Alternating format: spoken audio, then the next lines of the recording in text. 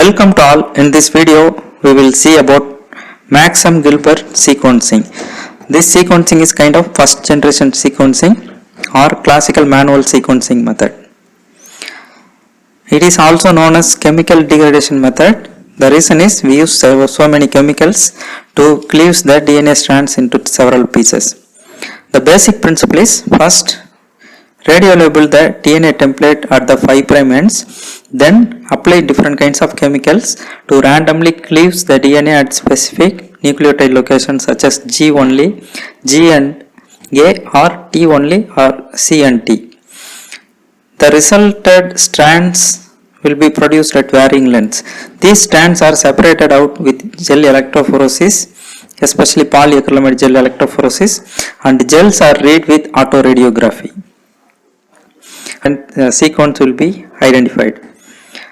The materials required for this method are, first thing is we need a double stranded DNA, and primer is not required since PCR is not applied in this technique, and apply at least 4 chemicals. The first one is formic acid.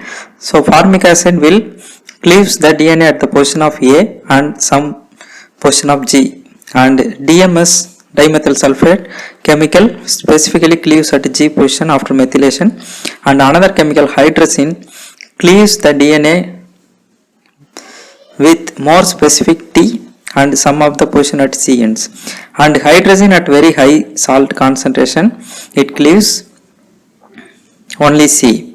The formic acid will attack the purines A and G, and DMS will methylate the G bases. Thus 4 lands on the sequencing gel, one with G only, another one A and G only, and third land with C and T only, and another land with C only will be produced, and this will help us to sequence to be determined. So in this method the main advantage is we can sequence the genomic DNA without cloning and PCR procedures. Now we will see the workflow of Maxam Gilbert method. First, the double stranded DNA to be sequenced end labeled at 5' with P32 radioactive materials. Then we add the DMSO chemicals and heat it up to 90 degrees Celsius to separate the 2 strands of the DNA. Then it was run in an electrophoresis. The strand which contains more purine will move slowly than the other one. In such a way we can separate the single strands. Then the single strands equally divided into 4 parts, and 4 reaction setups will be takes place. In one reaction we add the chemicals to cleave only at G position, and second reaction we add the chemicals that cleave only at A and G nucleotide position.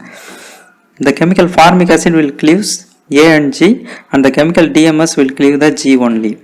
Another third reaction mix add the chemicals formamide to cleave at nucleotide position T and C only, and in fourth we add the chemical with high salt concentration that can specifically cleave only C, and it will not cleave the T nucleotide position.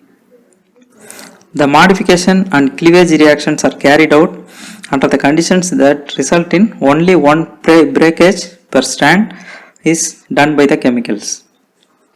Some of the cleaved fragments retain the P32 labeled at their 5' ends are visualized by autoradiography. Now, based on this banding pattern, the sequence can now be read exactly as for the chain termination experiment. Thank you.